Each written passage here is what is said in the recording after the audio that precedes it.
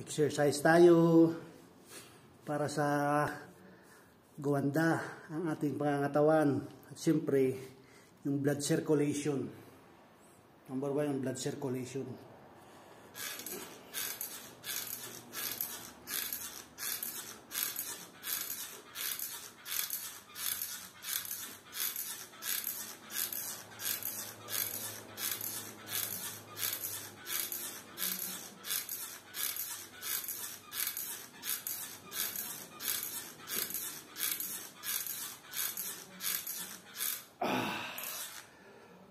Yun.